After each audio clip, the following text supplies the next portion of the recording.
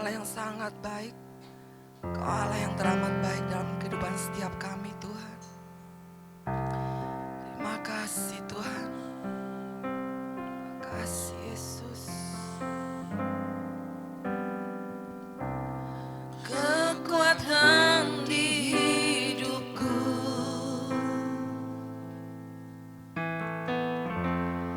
ku dapat di dalam-Mu.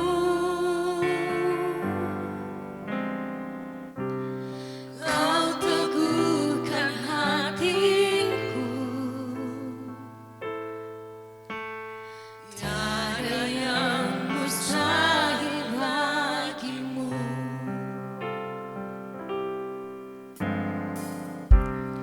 Kekuatan di hidupku,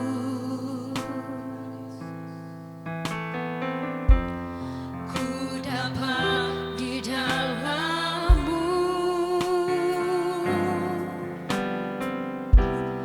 Kau teguhkan hatiku,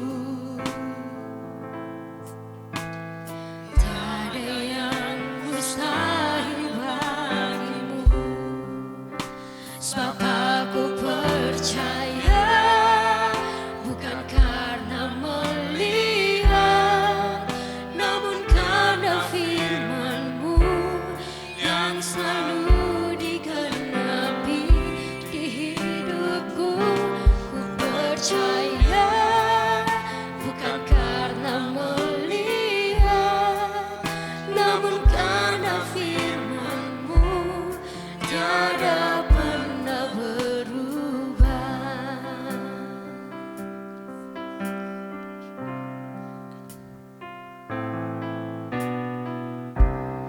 Kekuatan di hidupku,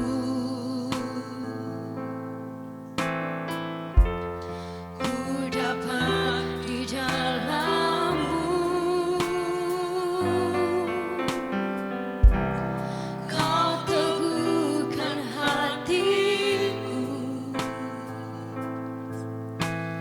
tiada yang mustahil bagimu. Sebab aku percaya, bukan karena melihat, namun karena firman-Mu yang selalu digenapi di hidupku. Ku percaya, bukan karena melihat, namun karena firman-Mu tiada pernah berubah. Sebab aku percaya, bukan karena melihat, namun karena firman-Mu yang selalu digenapi di hidupku. Ku percaya, bukan karena melihat, namun karena firman-Mu tiada pernah berubah. Sebab aku percaya, bukan karena melihat, namun karena firman-Mu yang selalu digenapi di hidupku. Ku percaya, bukan karena melihat, namun karena firman-Mu tiada pernah berubah. Namun karena firman-Mu Tiada pernah berubah, namun karena firman-Mu tiada pernah berubah. Kami percaya firman-Mu ya dan amin. Orang yang bersandar bergantung pada Tuhan, Tuhan berjanji, Tuhan memberkati. Tuhan firman-Mu dapat diandalkan, karena firman-Mu itu tinggal tetap tak bergoyang. Segala sesuatu bisa berubah, tetapi firman-Mu, sabda Allah, itu tetap untuk selama-lamanya. Pagi hari ini berdoa Tuhan di tempat ini biar hadirat Allah yang menguasai setiap kami. Kami berdoa Tuhan Engkau yang menjamah masing-masing setiap kami. Pada waktu kami masuk dalam hadirat Tuhan. Roh Kudus Engkau yang berkarya tengah-tengah kami. Biar pemberitaan firman-Mu pada pagi hari ini meneguhkan, menguatkan, mengarahkan. Dan memberikan tuntunan bagi setiap kami. Terima kasih Bapak, terima kasih. Berdoa supaya tanah hati kami, tanah hati yang gembur. Sehingga siap ditaburi kebenaran firman Tuhan. Terima kasih Bapak, kami siap dengan firman Tuhan pada pagi hari ini. Di dalam nama Tuhan Yesus Kristus yang siap dengan firman Tuhan berkata bersama-sama saya. Amin, amin, amin. Silahkan duduk Bapak Ibu, selamat pagi. Selamat pagi. Bapak Ibu saya ngelihat Bapak Ibu ini tidak dibatasi oleh musik. Tetapi pada waktu saya duduk di situ, saya terbiasa pelayanan baik gereja besar maupun pedalaman. Jadi tidak masalah bagi saya ada musik atau tidak mengganggu saya. Tetapi yang saya dapatkan untuk Bapak Ibu nggak terpengaruh sebenarnya dengan alat musik. Kenapa saya bilang begitu? Tepuk tangannya aja sudah semangat. Kalau kondisi begini tidak bisa semangat, siapa yang bisa nyemangati kita? Amin, amin. Jadi Bapak Ibu semua, saat ini sebelum mendengar firman Tuhan coba toleh kanan kiri. Kita semua orang-orang sudah menaklukkan kondisi ini. Dan apapun yang kita sedang hadapi kita mau bersama-sama maju dalam Tuhan. Amin. Katakan kanan kiri kita mau tetap maju dalam Tuhan. Nah, dia diajak maju dia ngelundung. Diajak maju ngelundung. Ya saya harus memperkenalkan diri nih kayaknya ya. Karena tidak diperkenalkan. Saya pendeta Lydia, banyak orang nyebutnya Lydia banyak. Lydia itu nama common name. Nama yang umum, banyak orang namanya Lydia. Tapi kalau saya belakangnya membedakan. Kalau ditanya apa sih kepanjangannya, itu rahasia pabrik. Nggak bisa, karena panjang banget itu kesalahan orang tua saya. Saking panjangnya saya bilang imigrasi. Imigrasinya bilang begini Bu, dipotong aja. Dan sekarang saya harus menerima konsekuensi gara-gara dipotong nama. Semua visa saya nggak ada huruf S belakangnya. Karena terlalu panjang, jadi nama belakang saya CSES itu nama panjang sebenarnya, bukan titel. Kalau orang takut dengan titel, nah itu bisa juga nakut-nakutin ya. Saya nggak akan pasang titel. Baik, saya pendeta Lydia, Tuhan anugerahi gembalakan jemaat baik di Surabaya maupun di Bali. Saya dulu Muslim, saya bukan Kristen, I am not Christian, I am Muslim. Dan karena anugerah Tuhan, kok bisa namanya Lydia? Nah itu keunikannya. Saya dibaptis. Entah gimana caranya ibu saya bisa mengganti nama saya jadi akte saya tuh akte enggak ada nama, bukan nama saya ada nama Lydianya. Jadi banyak orang berpikir saya lahir ceprot, haleluya, tidak, saya bukan begitu. Dan dianugerahi 3 orang anak, sekarang saya didampingi asisten pribadi putri saya ini. Jadi kalau kemana-mana saya suka ajak ikut.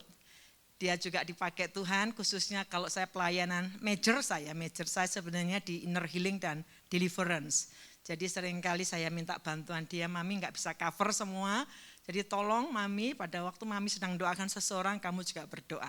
Saya tidak akan khotbah tentang deliverance, tapi saya akan khotbah judulnya pun Bapak Ibu akan, ini judulnya bukan orang Kristen ya, tawakal dan ikhtiar. Lihat judulnya saja, kok judulnya begini ya, sebenarnya ini. Kalau kita belajar bersama-sama bagian ini, saya berharap Bapak Ibu semua semakin bertumbuh dalam Tuhan. Amin, amin, amin. Bapak Ibu kalau dengar firman Tuhan jangan tegang. Kalau tegang ngantuk, firmannya lewat. Tapi kalau dengar firman Tuhan itu rileks, sehingga firman itu masuk, sehingga meneguhkan kita. Saya berdoa keluar dari ruangan ini, Bapak Ibu diteguhkan firman Tuhan. Amin. Kita bisa ngalami banyak pengalaman, tetapi hari ini Bapak Ibu harus banyak mengucap syukur. 2 tahun ternyata terbukti Tuhan melindungi Bapak Ibu dengan saya. Amin, amin. Jemaat kami banyak yang almarhum, mohon maaf. Bahkan staf full timer kami juga andalan singer pencipta lagu kami, Rocky Penturi pun juga dipanggil Tuhan. Jadi saya harus melewati 2 tahun tuh air mata, jadi kayak up and down gitu ya. Damping jemaat, senang sedih, jadi kayak mainan emosi. Tawakal dan ikhtiar. Bapak Ibu saya mau cerita, satu kali pada waktu saya melihat di IGTV, saya ngelihat satu video, lucu sih, lucu. Bagi saya lucu karena jawaban nih anak. Ada anak kecil, kalau anak kecil berarti di bawah umur ya. Ditangkap polisi gara-gara naik sepeda motor. Kalau hukum Indonesia nggak boleh kan. Ditangkap polisi. Nah dialog ini yang membuat saya tertawa. Padahal ditanya begini sama polisinya. Enggak takut jatuh. Ini anak jawabnya begini. Enggak. Kalau saya enggak diizinkan jatuh ya enggak jatuh. Orang yang ketangkep itu karena sudah waktunya ketangkep. Orang yang celaka itu sudah waktunya celaka. Waktu saya dengar itu saya ketawa. Sepertinya benar. Kalau enggak waktunya jatuh ya enggak jatuh. Kalau enggak waktunya celaka saya enggak celaka, kata nih anak kecil ini. Dan banyak orang Kristen juga mempercayai, sepertinya benar, tetapi kalau kita benar-benar mempercaya itu, kita menjadi orang fatalis. Fatalis itu artinya begini, ya percuma berusaha, toh nanti ujung-ujungnya ditentukan. Buat apa usaha? Ujungnya begitu. Sehingga saya ngelihat banyak orang Kristen menjadi fatalis. Gak perlulah ngoyo-ngoyo, gak perlu kamu sibuk-sibuk berupaya, ujungnya nanti Tuhan menentukan. Satu sisi sepertinya benar, tetapi kalau betul-betul mengikuti seperti kata anak kecil tadi, fatalis. Fatalis akhirnya meniadakan satu upaya. Ambillah contoh, misal nih ya, Bapak Ibu punya mobil mewah. Sekarang ini kan orang-orang yang suka flexing atau pamer-pamer di Instagram ketangkep semua ya. Jadi ambil saja Bapak Ibu punya mobil, ya nggak usah mewah-mewah banget lah mobil. Bapak Ibu taruh di luar, parkir, terus nggak dikunci, tinggal tidur ditanyain, kok nggak dikunci? Kita kan harus berserah, kalau enggak waktunya kecurian juga nggak kecurian, udah tenang aja. Saya rasa Bapak Ibu enggak begitu kan? Bahkan ketika parkir di dalam garasi pun Bapak Ibu kunci, kalau bisa double kuncinya. Dengan kata lain sebenarnya satu sisi kita sepertinya merasa bahwa kita harus berserah, tapi juga sebenarnya di dalam berserah tidak meniadakan upaya. Saya akan ajak Bapak Ibu dalam tawakal dan ikhtiar ini, saya akan mengajak ini satu konsep prinsip firman Tuhan. Hanya bahasa yang dipakai tidak umum di dalam kekristenan. Tetapi ini indah sekali kalau Bapak Ibu mengerti firman Tuhan. Saya akan ajak membuka dalam kitab 2 Samuel pasal 12, 15 sampai 16. Yang bawa Alkitab, kalau enggak bawa lihat di sini aja ya. Kan zaman now enggak ada Alkitab katanya. Tetapi saya percaya Bapak Ibu kalau nanti enggak ada di sini, saya berharap Bapak Ibu bisa mencatat nanti di rumah dipelajari ulang. Di kitab 2 Samuel pasal 12 ayat 15 sampai 16 ini saya beri background saja ya. Backgroundnya ini pada waktu Daud berzina dengan Batseba. Dia pikir enggak ada orang tahu. Tetapi Tuhan Maha tahu. Dan akibatnya Nathan menegur Daud. Dan Daud harus mengalami satu pergumulan, satu masalah. Bapak Ibu, tidak semua masalah itu akibat kesalahan yang kita lakukan. Tetapi dosa selalu berkonsekuensi. Mau diakui atau tidak, cepat akan atau lambat nanti akan pasti berkonsekuensi. Tetapi tidak semua pergumulan atau masalah Bapak Ibu karena dosa yang kita lakukan. Ada banyak kali itu sebuah proses dari Tuhan. Dan ini yang terjadi. Pada waktu Daud didatangi Nathan, Nathan berkata begini di dalam bagian ini, ayat yang ke-15. Walaupun demikian, karena engkau dengan perbuatan ini telah sangat menista Tuhan, pasti dia kata Alkitab, pastilah yang anak yang lahir bagimu akan mati. Vonisnya jelas, anak ini pasti mati. Vonisnya bukan dari manusia tetapi dari hamba Allah yang Tuhan sendiri memakai mulutnya untuk mengeluarkan vonis.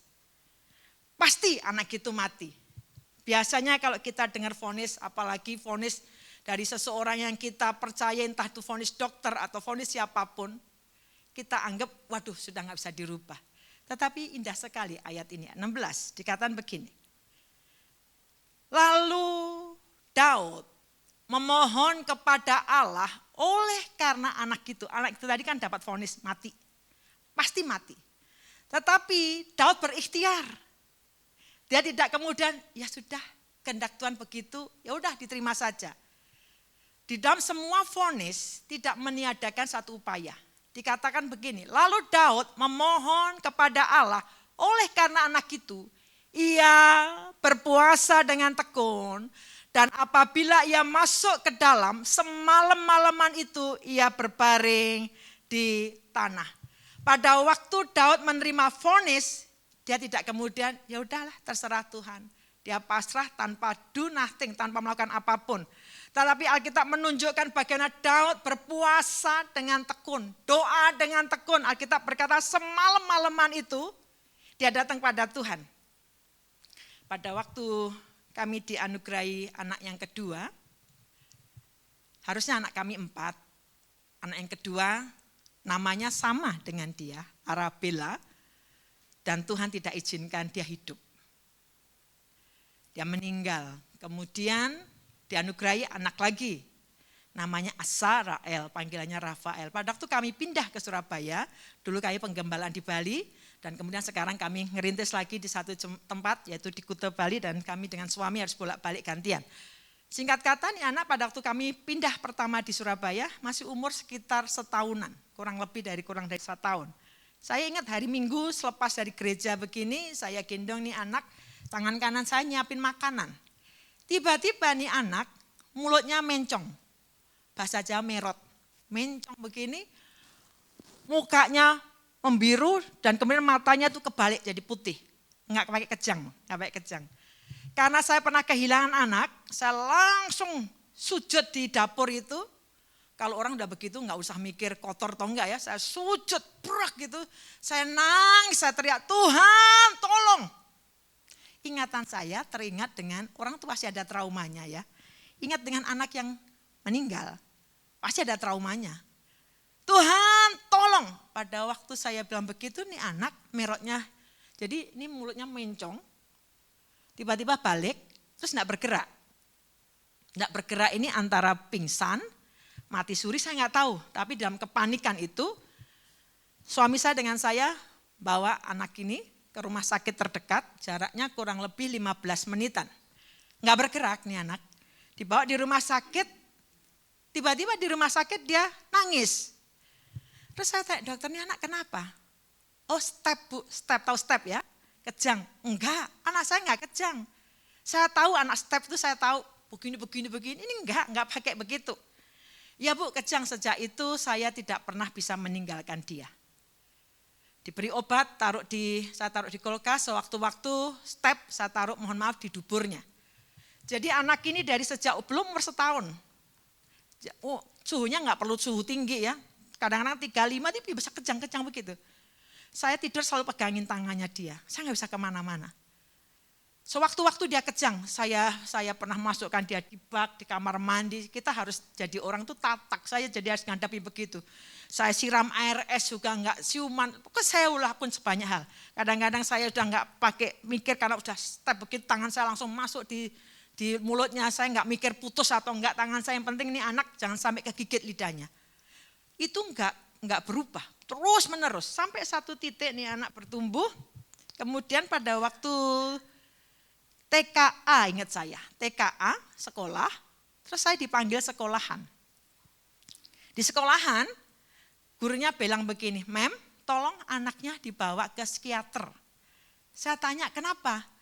Rafael ini banyak omong tapi nggak ada bentuknya, bukan bahasa roh ya, bukan bahasa roh. Jadi banyak omong tapi nggak ada bentuknya.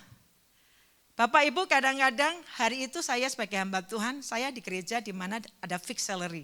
Suami saya juga pendeta. Kadang-kadang banyak orang dalam masa-masa begini nggak ada duit, akhirnya mengasihani diri ya. Saya waktu itu memang betul-betul tidak ada uang cukup. Tapi satu sisi kalau seseorang nggak ada uang cukup, ketika ngalamin masalah apa yang dia lakukan? Doa.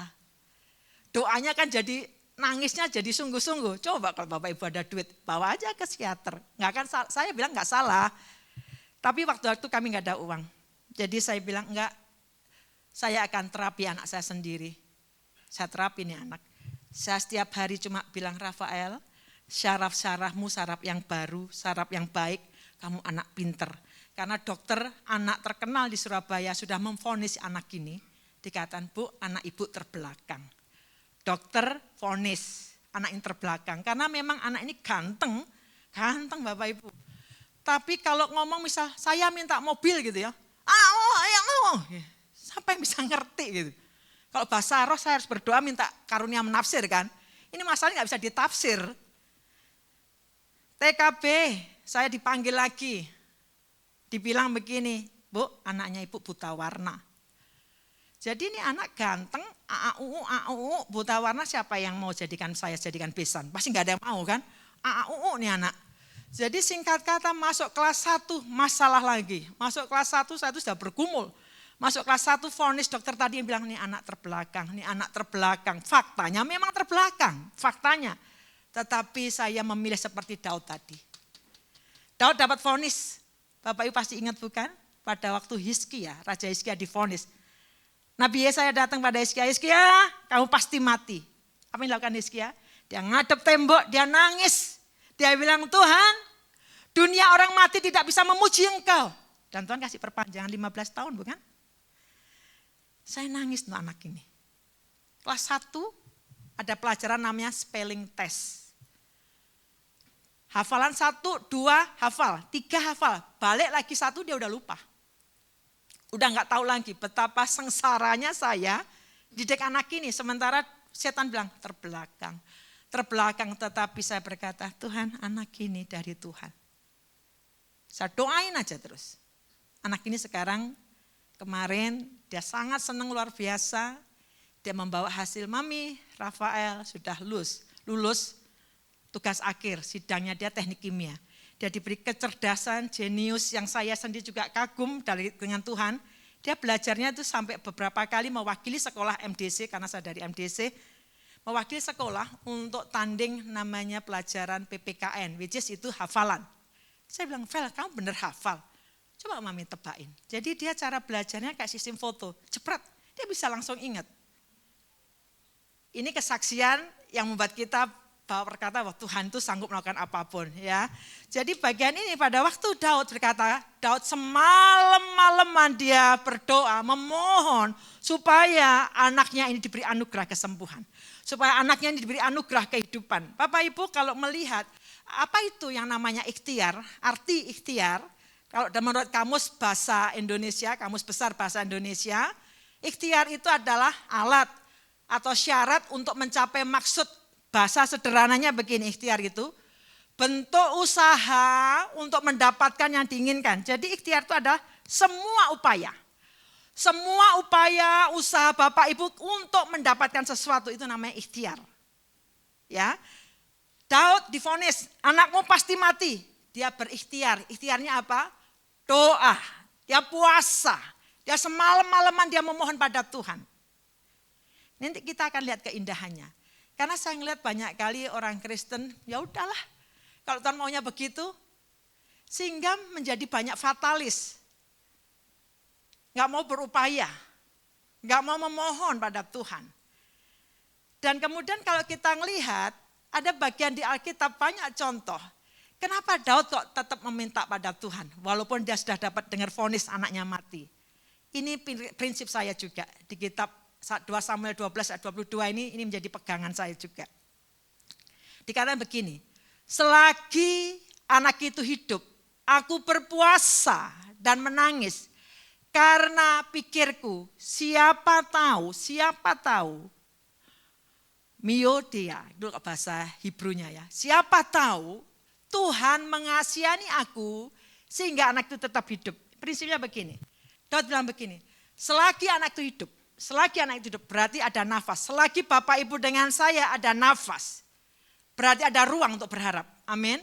Selagi Bapak Ibu vonis apa saja, apapun vonisnya, entah vonis dari dokter, vonis dari orang yang sangat ngerti tentang ekonomi dan sebagainya, vonis tentang orang ngerti konseling, wah kamu ini pasti, kamu tidak bisa berubah, hidupmu pasti kacau balau. Saya terlahir dari keluarga broken home, 9 bersaudara. Kami tahu apa artinya itu di bawah kutuk bunuh diri. Kakak saya bunuh diri, adik saya bunuh diri. Adik saya itu ada 6, saya nomor 3. Berarti hampir semua kasusnya bunuh diri. Nggak ada yang mati sih, memang hidup. Tapi saya udah biasa lihat tangan dipotong nadinya, overdosis. Orang bilang nggak ada future, nggak ada masa depan bagi keluarga kami. Tetapi ketika kami kenal Kristus, dia mengubahkan. Bukan hanya mengubahkan saja, Dia memberi kepercayaan luar biasa. Jadi istilahnya saya ini tahu siapa saya gitu ya. Tapi Tuhan ubahkan. Ini prinsip saya. Selagi anak itu hidup, aku berpuasa dan menangis. Siapa tahu. Miodia itu prinsip begini. Bukanlah untung-untungan deh, hoki-hokian. Kalau didengar syukur, kalau enggak didengar ya sudah memang enggak begitu. Bukan. Prinsip miodia, siapa tahu itu sebuah prinsip yang lahir dari sebuah keyakinan. Aku kenal siapa Allahku, kepada siapa aku memohon, yaitu Allah yang hidup, Allah yang berkuasa, Allah yang berdaulat, Allah yang bermurah hati. Ketika Allah melihat orang yang benar itu berseru-seru padanya, ya Allah yang murah hati. Miodia itu prinsip seperti itu. Bapak Ibu ketika berdoa, Bapak Ibu tidak datang kepada Allah yang jahat, syukurin salahmu sendiri, bukan begitu.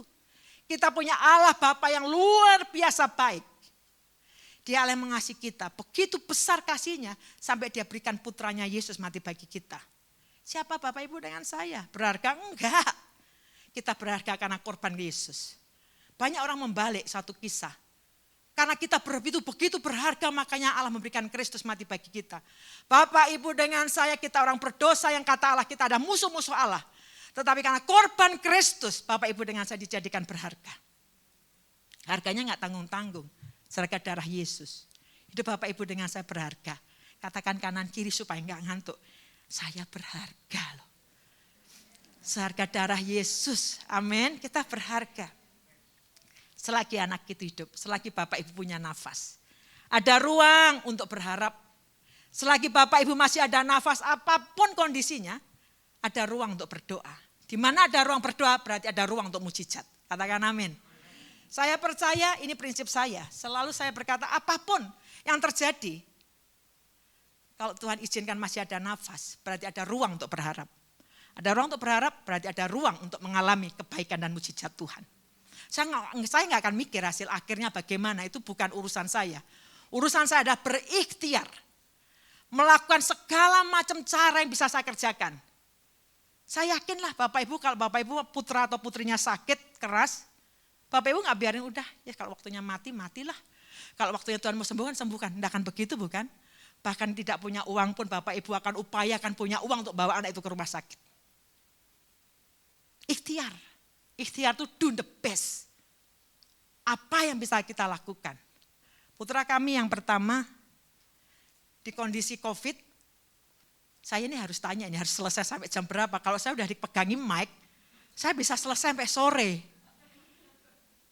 Kalau selesai sampai sore saya bilang gini, Mami besok khotbah berapa kali? Hanya sekali. Kalau hanya sekali, bagi anak saya, wah enteng Mami ya.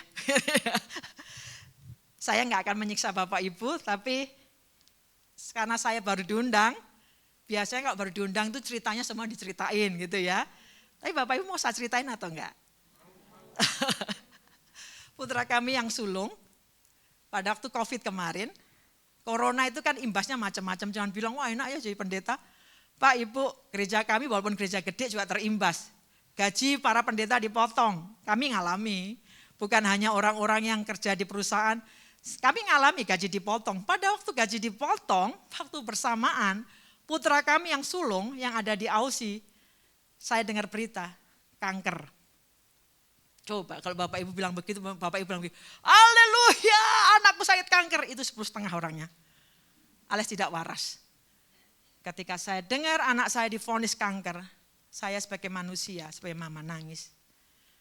Kok ngalami kanker dalam posisi COVID begini, dia di satu negara yang lockdown, kami tidak bisa menengok dia. Pada waktu dia FaceTime dengan kami, saya lihat drop, dia merasa begini seolah-olah saya bisa nebak dia. Kok aku ngalamin begini? Aku kan bukan anak nakal. Kenapa orang yang hidupnya nggak karu-karuan aja yang lebih baik dia kena? Anak kami ini melayani Tuhan sebagai drummer. Dia bukan anak yang gak karu-karuan, ke diskotik, clubbing, enggak.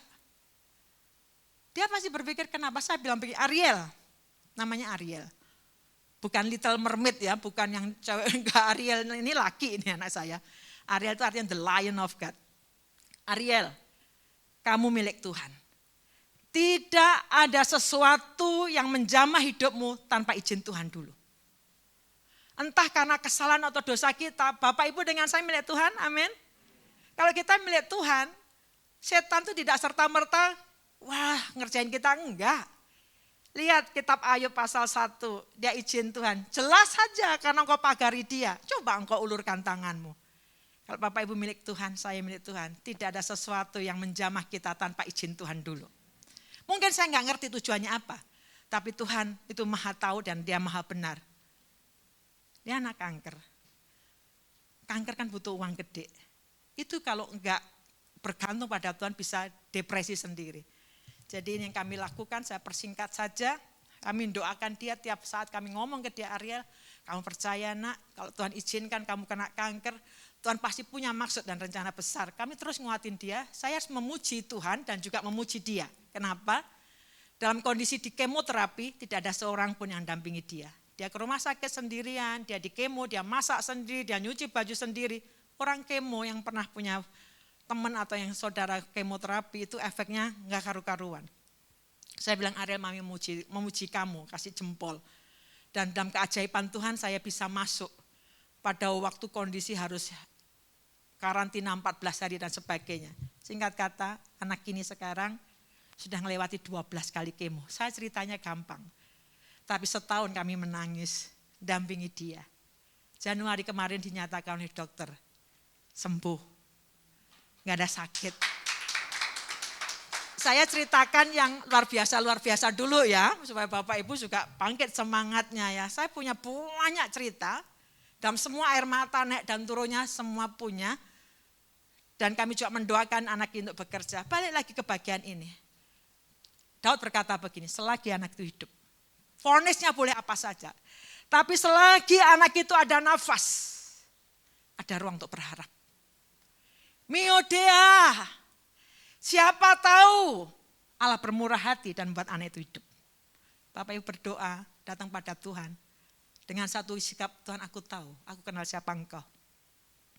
Allah yang mendengar seluruh doa. Allah yang baik. Dia bukan Allah yang jahat Bapak Ibu. Miodea. Kalau kita ngelihat ada bagian Alkitab, Hana. Hana mandul. Mandul itu artinya mustahil untuk bisa punya anak gitu aja ya. Dan pada waktu dia bergumul untuk minta anak, dia nangis, dia doa di bait Allah. Sampai-sampai Imam Eli pun seorang imam bisa salah menilai. Dia pikir ini perempuan dursila, mabuk. Dia tegur si Hana. Hana, maksudnya kamu ini perempuan jangan seperti ini. Dan Hana menjawabnya bahwa bukan tuanku, tapi karena susah hatiku. Saya kadang-kadang melihat ya orang kadang-kadang ketika susah hati, nggak ada kata-kata yang bisa dikeluarkan. Dia hanya lelehan air mata. Dan ini yang dikatakan di bagian kitab 1 Samuel 1:15. Tetapi Hana menjawab, bukan tuanku, aku seorang perempuan yang sangat bersusah hati. Anggur ataupun minuman yang memabukkan tidak aku minum, melainkan aku mencurahkan isi hatiku di hadapan Tuhan. Dia saking kepinginnya punya anak, dia berikhtiar. Nggak tanggung-tanggung ikhtiarnya, dia nangis. Begitu susah hatinya, sudah diolok-olok oleh madunya, dia nggak punya anak. Bagi seorang perempuan di dalam perjanjian lama, nggak punya anak itu kutuk. Bayangin ya, saya kadang-kadang kalau ada orang sudah menikah lama, nggak punya anak, saya hampir nggak mau tanya. Kapan punya momongan? Bagi dia itu sudah membuat dia depresi. Saya yakin kebanyakan ya, walaupun ada yang gak kepingin sih, tapi kebanyakan orang menikah itu kepingin punya anak. Tapi sekian lama ditunggu gak punya anak, coba Bapak Ibu tanyain terus, dia akan marah loh. Memangnya aku juga gak berdoa, memangnya aku gak berusaha. Makanya saya jarang bertanya, saya biasanya justru menumpangkan tangan dan berdoa. Tuhan menganugerahi kamu, Tuhan mengasihi kamu. Hana memohon, dia berikhtiar, dia memohon pada Tuhan supaya diberi anak. Dan kita tahu the rest ceritanya kan, dia dianugerahi Samuel. Kemudian ada satu perempuan yang sakit pendarahan, 12 tahun. Saya banyak mengutip ayat-ayat untuk menunjukkan sebuah ikhtiar, sebuah upaya, sebuah usaha. Kita bukan orang fatalis, ya udahlah kalau maunya Tuhan begitu, bukan. Tetapi Tuhan menyediakan satu ruang untuk memohon, berupaya dan berusaha. Perempuan ini sakit pendarahan 12 tahun. Alkitab mengatakan bahwa uangnya habis. Dan tidak ada satu tabib pun yang bisa menyembuhkan dia. Hopeless. Sudah tidak ada harapan. No hope. Tidak ada lagi harapan. Tapi saya senang dengan kisah ini. Perempuan di tengah-tengah tidak ada uang, hopeless. Mungkin dia sendiri sudah betul-betul sudah bahasa Jawa judek. Nggak ngerti lagi apa yang dilakukan. Tapi saya bersyukur dengan keindahan Alkitab. Lukas 8 ayat 44 berkata begini, ia maju. Apa ini katakan? Ia maju, dia berikhtiar. Walaupun kondisinya hopeless, kayaknya tidak ada harapan. Dia mungkin tidak pernah menyangka pada waktu dia berikhtiar, ikhtiarnya mendatangkan hasil. Alkitab mengatakan sembuhlah dia immediately, seketika. Ia maju, mendekati Yesus dari belakang dan menjamah jubahnya. Dan immediately, seketika itu juga berhentilah pendarahannya. We never know. Kita nggak pernah tahu. Ketukan yang keberapa akan mendapat jawaban. We never know. Tapi Tuhan meminta kita berikhtiar. Mengupayakan. Kalau hari-hari Bapak Ibu kecewa, nggak mau berdoa lagi. Bangunlah kembali untuk berdoa. Berikhtiar. Memohon pada Tuhan. Ketuklah pintu surga. Ketuklah. Ikhtiar. Satu bagian lagi di Alkitab di Perjanjian Baru. Petrus di kitab Kisah Para Rasul. Kalau kita lihat kisahnya pada waktu itu dikatakan, makasih. Pada waktu kisahnya Yakobus sudah ditangkap dan mati, dihukum mati. Pada waktu Petrus ditangkap, mungkin orang berpikir, udahlah biarin aja. Kalau Tuhan mau membebaskan dia, bebasin. Kalau enggak ya memang sudah waktunya mati. Tapi apakah begitu jemaat? Enggak. Jemaat berikhtiar. Pada waktu dia dengar Petrus ditangkap, jemaat tidak berkata, ya sudah apa kata Tuhan. Kalau Tuhan mau melepaskan Petrus silahkan dilepaskan. Kalau enggak ya biarlah begitu. Memang itu sudah rencana Tuhan. Toh Yakobus juga sudah mati. Tapi jemaat berikhtiar. Alkitab mengatakan demikianlah Petrus ditahan dalam penjara. Tetapi jemaat tidak bilang ya sudahlah Tuhan pasrah. Banyak orang mengatakan pasrah itu dengan identik dengan do nothing. Pasif. Padahal yang kata-kata berserah atau surrender itu adalah melakukan segala apapun upaya. Tanpa perlu kita mikir nanti gimana. Banyak orang jadi kecewa karena mikir gimana-gimananya. Lakukan dulu ikhtiarnya. Dikatakan begini, tetapi jemaat dengan tekun. Apakah hari-hari ini Bapak Ibu masih tekun berdoa? Atau kita sudah hilang tekunnya? Tekun itu artinya nggak ada lubangnya. Terus menerus. Jawaban belum datang, terus menerus. Tekun berdoa. Mendoakannya kepada siapa? Allah.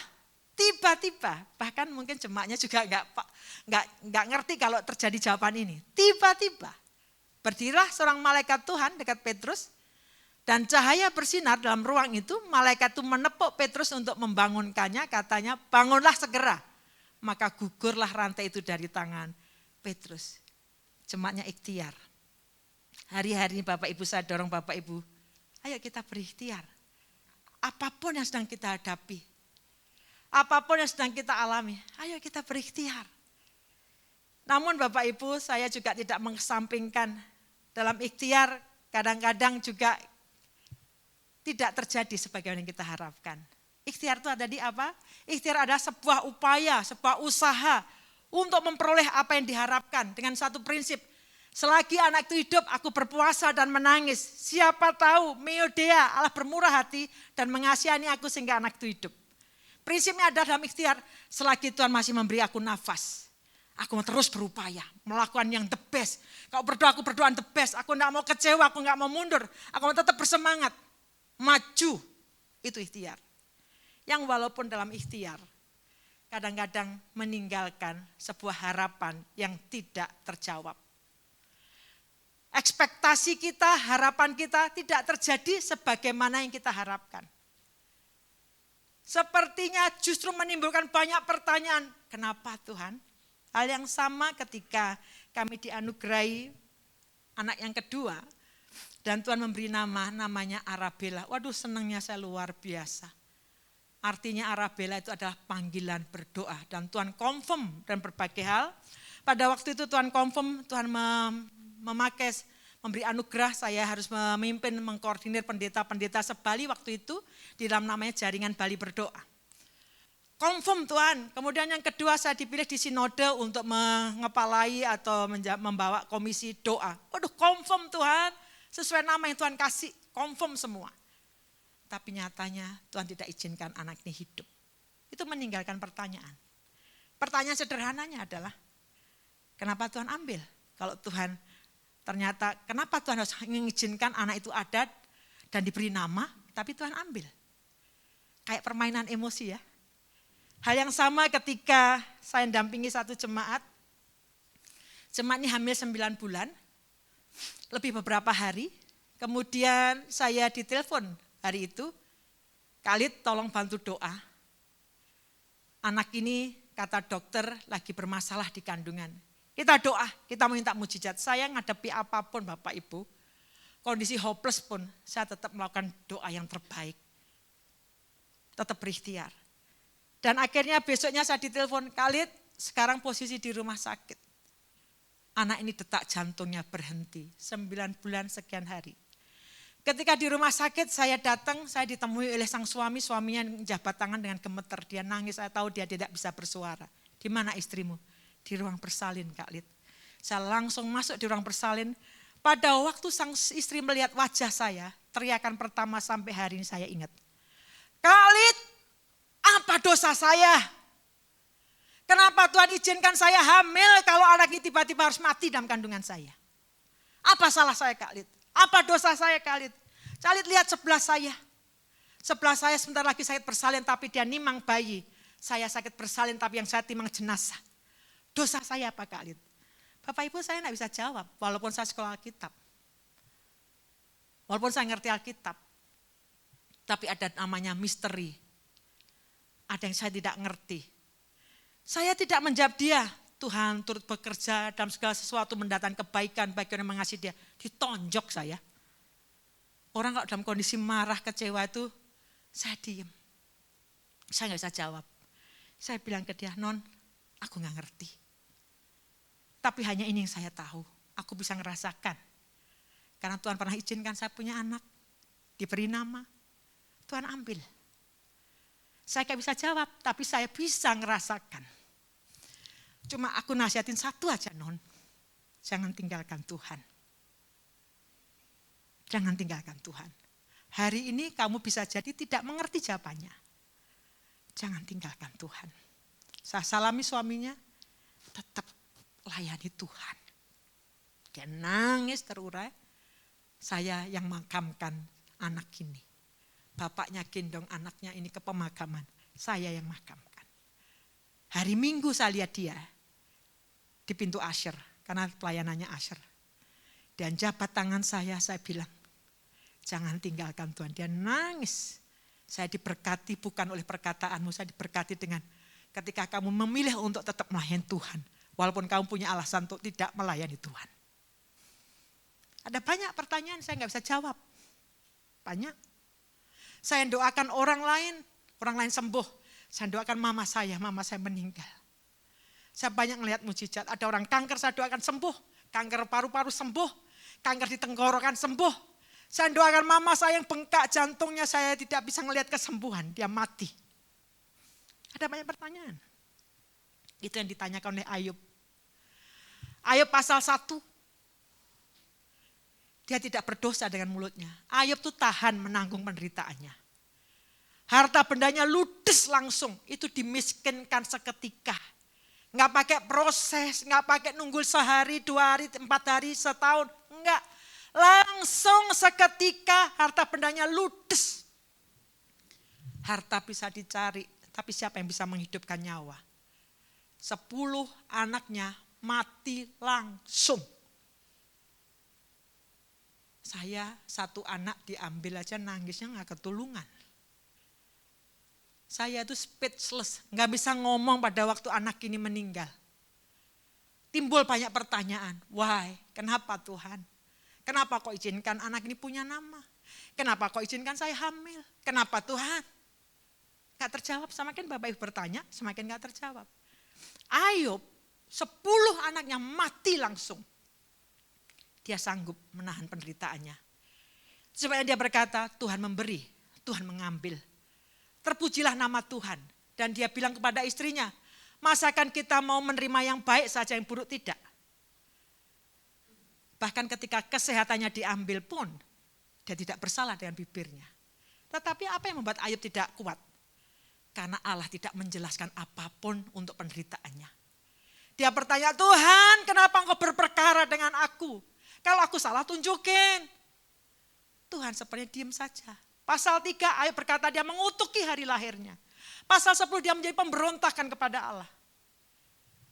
Ayub tidak kuat karena Allah tidak berpenjelasan. Itu juga yang sering kita alami. Tuhan aku sudah berikhtiar. Aku sudah doa, puasa, memohon, meminta pada Tuhan. Tapi kadang-kadang ikhtiar kita sepertinya tidak terjadi sebagaimana yang kita harapkan. Itu gunanya tawakal. Itu gunanya tawakal. Tuhan mengajar saya dalam banyak hal. Ketika saya nggak ngerti penjelasannya. Ketika mama saya harus meninggal, padahal kami membutuhkan mama kami. Usia masih muda, mama saya meninggal usia muda di bawah 70 tahun. 60 tahunan. Hanya bengkak jantung, begitu cepatnya. Ada banyak menyisihkan pertanyaan dalam hidup kami. Tapi butuh tawakal. Kita akan lihat di dalam tawakal itu. Apa sih arti tawakal? Ikhtiar itu sebuah upaya untuk mencapai sesuatu. Tawakal adalah pasrah diri kepada kehendak Allah. Percaya dengan sepenuh hati kepada Allah. Tunduk dan berserah. Itu tawakal. Ada pasrah diri. Tunduk kepada kedaulatan Tuhan, pada kehendak Allah. Berarti percuma dong ikhtiar? Tidak. Itu gunanya ikhtiar dan tawakal perlu berjumpa bersama-sama. Selagi ada nafas, berupayalah, berikhtiarlah sekuat tenaga. Tawakal artinya tetap tunduk kepada kedaulatan Tuhan. Di bagian kitab 2 Samuel tadi, kita akan melihat tawakal dan ikhtiar berjumpa bersama-sama. Dikatakan begini, di kitab 2 Samuel 12 ayat 18, ketika Daud sudah berdoa, berpuasa, mungkin orang bilang kan sudah jelas divonis. Bapak Ibu kita tidak pernah tahu. Yang tadi saya katakan Hizkia divonis. Mati, toh Tuhan kasih perpanjangan usia. Kita tadi saya sudah berikan banyak contoh. Hana divonis mandul, dia berikhtiar. Tuhan anugerahi kehamilan. Perempuan Said Pendaran 12 tahun. Gak ada lagi harapan. Dia berikhtiar dengan sekuat tenaga. Dia maju mendatangi Yesus. Dia sembuh. Tetapi ada kalanya memang ikhtiar itu tidak terjadi sebagaimana yang kita harapkan hasilnya. Perlu tawakal. 2 Samuel 12 ayat 18 mengatakan begini. Pada hari yang ke-7 dengan kata lain seminggu Daud puasa, doa, nangis, melantai, semalam-malaman. Dia menyiksa dirinya. Saya ngerti ini. Saya ngerti rasanya menyiksa diri hanya demi terjadi mujizat. Saya rela gak makan. Saya rela menderita supaya ada mujizat terjadi.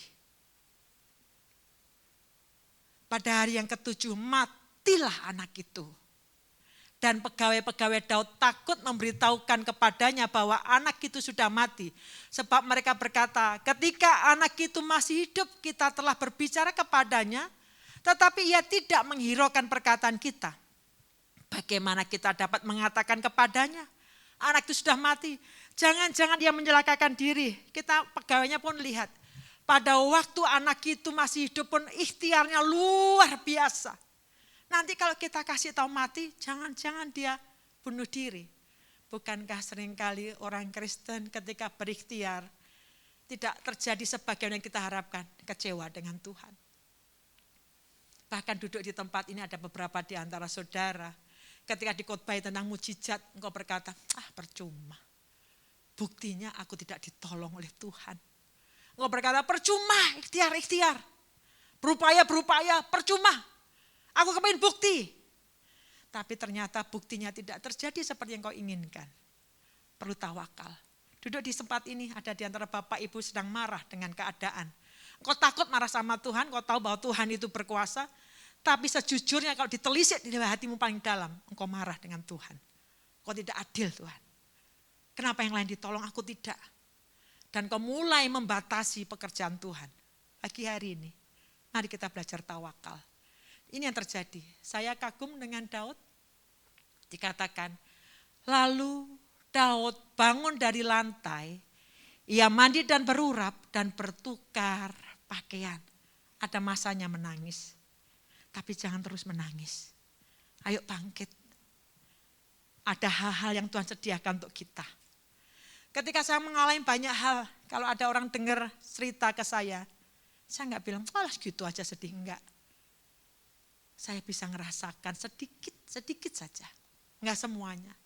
Ketika ada saya nampung anak yang diusir orang tuanya bilang begini, kamu mending pulang dalam peti mati. Saya bisa ngerasakan karena kami lahir dari keluarga broken home. Saya bimbing anak ini. Saya bilang, Nyo, kamu harus lulus dengan nilai yang the best. Nyo, kamu tinggal sama mami, kamu panggil saya mami. Seperti anak-anak juga panggil saya mami. Bapak Ibu, saya melihat peristiwa kejadian yang mungkin mengecewakan, meninggalkan pertanyaan yang enggak terjawab, saya letakkan itu di bawah kaki Tuhan. Mengakui sehingga saya mengakui bahwa Tuhan, saya bukan Allah yang tahu segala-galanya. Engkau Tuhan yang memegang segala kendali. Dan dikatakan begini, Daud masuk ke dalam rumah Tuhan ketika dia bertukar pakaian, ia masuk ke dalam rumah Tuhan. Dia punya alasan untuk kecewa, dia punya alasan untuk marah, tetapi ini yang dilakukan oleh Daud. Dan saya belajar, dia bertukar pakaian, dia masuk ke dalam rumah Tuhan dan sujud menyembah. Orang sujud menyembah itu artinya apa sih? Mengakui Allah berdaulat. Mengakui bahwa Tuhan itu yang memegang kendali. Sesudah itu pulanglah ia ke rumahnya dan atas permintaannya dihidangkan kepadanya roti, lalu ia makan. Tawakal.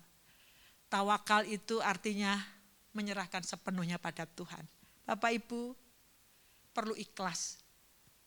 Artinya melepaskan segala sesuatu yang kita tidak bisa kendalikan ke dalam tangan Tuhan. Ada banyak hal yang saya tidak bisa kendalikan. Saya lepaskan dalam tangan Tuhan. Mengakui kedaulatannya. Allah yang tidak pernah tergopoh-gopoh. Allah yang tidak mungkin keliru. Jangan berpikir bahwa Allah kita Allah yang kebingungan. Waduh Lid, salah. Mestinya bukan anakmu yang mati Lid. Mungkin harusnya anak orang itu. Enggak. Tuhan tidak pernah salah. Dia tepat, dia teliti. Dia punya rencana besar. Kalau Bapak Ibu memperhatikan kitab Ayub. Bahkan pertanyaan Ayub sampai pasal terakhir. Tuhan tidak menjawabnya. Tuhan tidak menjelaskan, Yob, kamu ngalahin begini ini karena aku ingin menguji kamu. Tidak, Tuhan tidak menjelaskan. Bapak Ibu dengan saya tahu karena Bapak Ibu membaca Alkitab. Membaca dialog antara Tuhan dengan setan. Tapi Ayub tidak tahu. Bahkan detik terakhir pun ketika dia bertanya, Allah bukan menjawab. Allah justru melemparkan pertanyaan, Yob, ayo berperkara dengan saya. Di manakah kamu Yob ketika aku mendirikan dasar bumi? Tuhan tidak menjawab pertanyaan Ayub. Tapi justru Tuhan melontarkan pertanyaan. Yob, apakah aku perlu nasihatmu ketika aku memberi makan kepada rusa? Apakah aku meminta nasihatmu ketika membuka mulut buaya? Dengan kata lain Tuhan mengatakan, Yob, aku tetap Allah yang berdaulat dan berkuasa. Kuasaku tidak berubah hanya gara-gara 1, 2, 3, 4, 5 orang yang mengalami sesuatu yang tidak diharapkan. Dia tetap Allah berkuasa. Itu sebabnya Ayub berkata, dulu kata orang, aku dengar tentang engkau, but now. Tapi sekarang mataku sendiri melihat engkau. Itu tujuan Tuhan. Bapak Ibu tetap mengasihi Tuhan apapun keadaannya. Bapak Ibu tetap memilih maju apapun keadaannya. Mari kita menjadi orang-orang Kristen yang di tengah-tengah ikhtiar kita tetap tawakal. Tuhan, aku mempercayakan bahwa segala sesuatu dalam kendali tangan Tuhan. Jadi saya tutup dengan satu tulisan, satu quote yang saya tulis sendiri. Berikhtiarlah segenap tenaga. Selagi ada nafas, selagi anak itu hidup, aku berdoa berpuasa. Berikhtiarlah sekuat tenaga. Kalau hari-hari Bapak Ibu malas untuk mengetuk pintu surga, ayo diketuk pintu surganya. Ketuk terus. Ini yang kami bangun. Setiap malam kami bangun dengan anak-anak berdoa. Doanya ya itu aja. Enggak berubah. Kan bertele-tele Bu? Enggak. Itu bukan doa bertele-tele. Doa yang fokus. Ya itu aja. Kami mengucapkan berkat buat anak kami 1, 2, 3. Kami mendoakan pasangan hidupnya. Kami mendoakan ya itu aja. Tetapi Tuhan menjawab yang itu saja tadi. Jangan kecewa dengan Tuhan, jangan marah dengan Tuhan, tapi berikhtiarlah segenap tenaga dan bertawakallah sepenuh hati. Amin. Amin. Selagi anak itu hidup, aku doa puasa. Mio dia, siapa tahu Allah bermurah hati dan mengasihani aku. Selagi ada nafas, ada ruang untuk berharap. Ada ruang berharap berarti ada ruang untuk mujizat. Amin. Ayo kita mendatangi Tuhan. Kalau Bapak Ibu ada yang kecewa pada pagi hari ini, taruhkan kekecewaanmu dalam tangan Tuhan. Allah sangat paham, Allah sangat mengerti. Mungkin di dunia kita tidak mendapat penjelasannya. Nanti ketika kita berjumpa mengenal Tuhan. Sampai hari ini saya dapat penjelasannya enggak. Saya enggak dapat. Tetapi saya memilih untuk tetap mempercayai Dia. Saya memilih untuk tetap mengikut Tuhan. Saya memilih untuk tetap melayani Dia. Amin. Saya akan bawa Bapak Ibu semua dalam doa. Hampiri Tuhan. Hidupku menyatakan tanda keajaiban-Mu.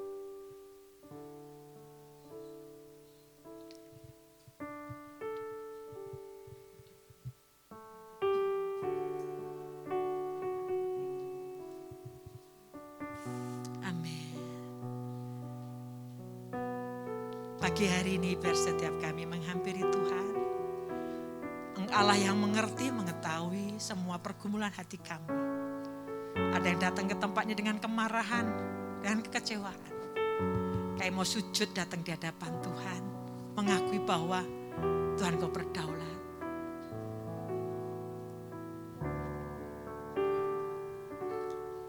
Hidupku menggenapi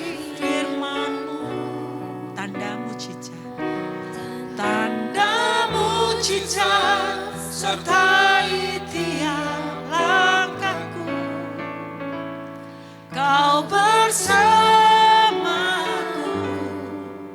di dalamku, jadi bukti kebesaran-Mu. Bapak Ibu yang memujikan hidupku.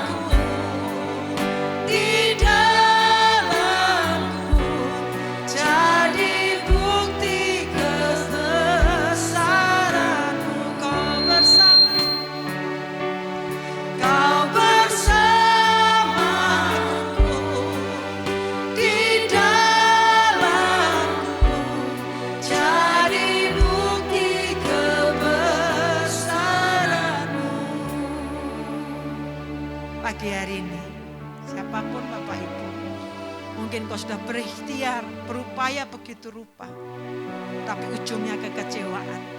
Dan kau duduk di tempat ini dengan sebuah kemarahan, dan kau berkata, aku gak percaya mujizat. Penting aku ikut Tuhan aja cukup dah. Tapi tahukah kita, ketika kita tidak tawakal, tunduk berserah kepada kedaulatan Tuhan, ada banyak hal yang kita tidak paham tentang Tuhan. Jangan mengukur sesuatu dengan ada atau tidak adanya mujizat. Tetapi dengan tengah sikap semua itu tetaplah bersikap untuk aku tetap mempercayai mujizat-Mu.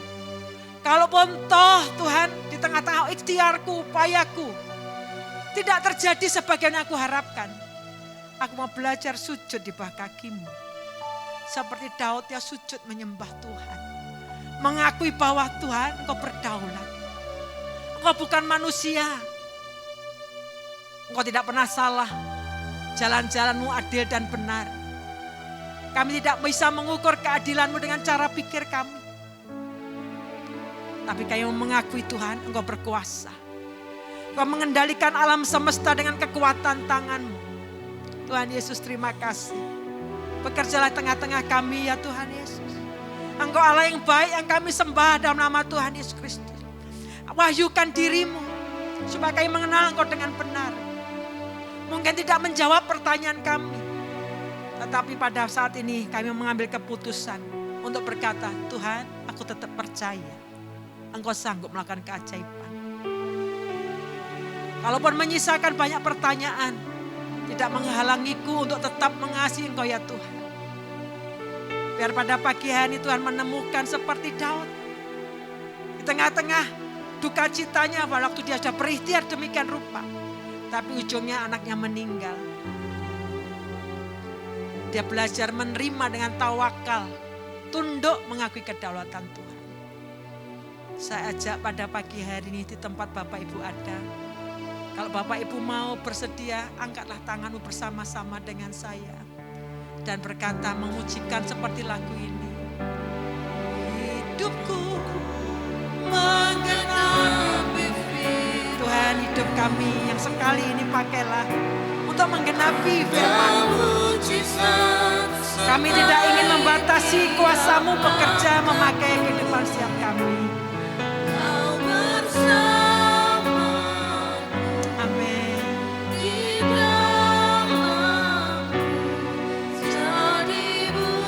Biar menjadi pujian iman antara Bapak Ibu dengan Tuhan dan berkat Tuhan. Biar hidupku menggenapi firman-Mu. Yes Lord.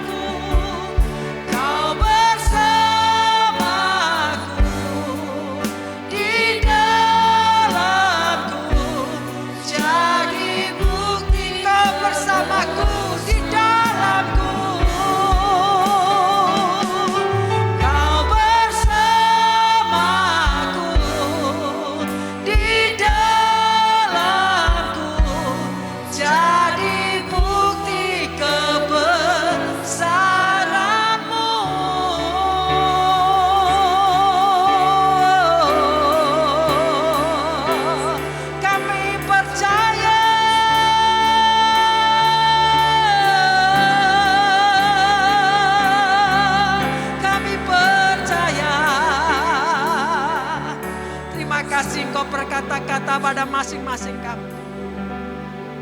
Engkau melayani setiap kami Tuhan. Engkau mengerti semua yang kami lewati. Engkau tetap Bapa yang baik. Kau balut setiap orang yang terluka dan kecewa. Tunjukkan tangan-Mu yang berlubang paku. Mungkin kami tidak mengalami seperti yang kami inginkan. Tapi izinkan mata kami memandang tangan-Mu yang berlubang paku. Dan Kau mengatakan, aku mengasihi-Mu dengan memberikan hidupku bagi-Mu. So Bapak Ibu dengan saya diperdamaikan dengan Allah. Sehingga kita berkata, Christ is enough for me. Kristus cukup bagiku. Asal aku mendapatkan Kristus. Asal aku mendapatkan Kristus. Yang lain adalah kesia-siaan. Biar mata kami tercelik dan melihat bahwa kalau aku mendapatkan Kristus, segala-galanya bagi kami. Terima kasih untuk siang hari ini. Teguhkan ya Roh Kudus dalam hati masing-masing kami. Dalam berkat nama Tuhan Yesus kami mengucap syukur. Amin, amin. Tuhan berkati.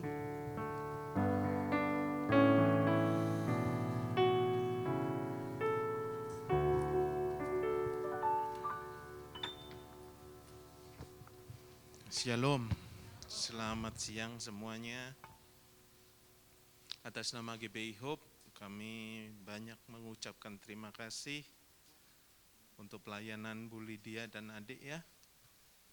Saya akan bacakan beberapa pengumuman. Bagi yang ingin mengikuti ibadah tatap muka seperti hari ini, harap mendaftar melalui grup Telegram gereja. Dan untuk saudara yang nanti akan memberikan persembahan, bisa melakukannya setelah doa penutup dengan cara memasukkan amplop persembahan ke kotak yang ada di belakang, di depan pintu. Ibadah online nanti bisa diakses jam 2 di YouTube ya, atau linknya bisa di grup WA Telegram gereja. Mari kita membangun mesbah doa setiap jam 8 malam, ajak anggota keluarga kita untuk membangun hubungan lebih intim dengan Tuhan. Dan doa malam seperti biasa, hari Rabu jam 7, diharap hadir 15 menit sebelum acara, karena harus daftar di grup Telegram dan ada protokol kesehatan yang harus kita lakukan. Oke, itu aja. Kita tutup ibadah ini dengan doa, kita undang jemaat untuk bangkit berdiri. Haleluya.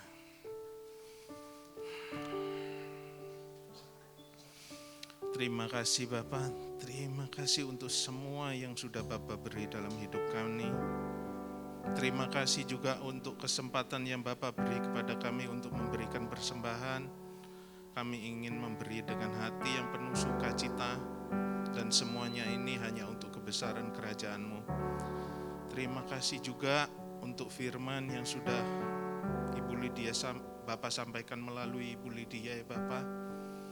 Terima kasih, dengan penuh sukacita juga kami akan hidupi sampai berbuah lebat ya Bapak dalam kehidupan kami.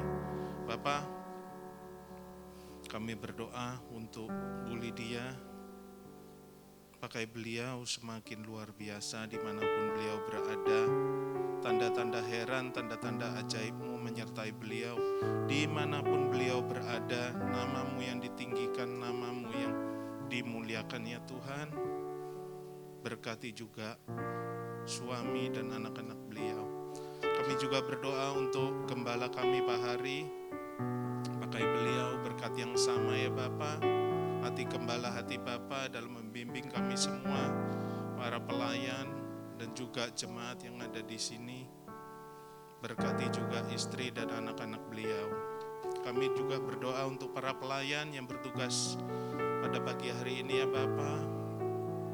Benarkan motivasi hati kami, taat dan setia dalam melayani Engkau. Terima kasih untuk kesempatan yang masih Bapak beri dalam kami melayani. Kami juga bawa jemaat yang turut beribadah bersama kami ya Bapak. Berkati mereka semua. Kami percaya kami semua siap menjadi alat-Mu dimanapun kami berada. Berkati keluarga, studi, pekerjaan, dan apapun yang mereka lakukan berhasil. Dan kami juga bawa yang dalam keadaan sakit, kami percaya Tuhan telah sembuhkan. Yang dalam pergumulan, Bapa beri solusi di dalam Engkau ya Bapa, karena Engkaulah kunci dalam kehidupan kami dalam menyelesaikan berbagai macam persoalan. Terima kasih Bapak, terima kasih Bapak. Kami bawa juga Pak Jokowi, kepala pemerintahan kami di dalam Engkau ya Bapak. Perlindungan-Mu sempurna untuk beliau. Hikmat-Mu yang menuntun beliau dalam mengambil kebijakan apapun yang terbaik untuk negeri kami. Ada hujan pertobatan, ada hujan keselamatan untuk negeri kami. Terima kasih Bapak, sebentar lagi kami akan pulang. Kami siap menerima berkat daripada-Mu. Mari jemaat yang kasih Tuhan, kita angkat tangan kita, arahkan hatimu kepada Bapa di surga. Diberkatilah engkau berlimpah-limpah dengan segala yang terbaik dari Allah Bapa di surga, kasih-Nya yang sempurna di dalam Yesus Kristus, serta kekuatan, penghiburan, dan kemampuan dari Roh Kudus memampukan engkau untuk hidup di dalam segenap kehendak Allah. Kita yang sudah terima semuanya itu sama-sama kita katakan, amin. Selamat hari Minggu, Tuhan memberkati.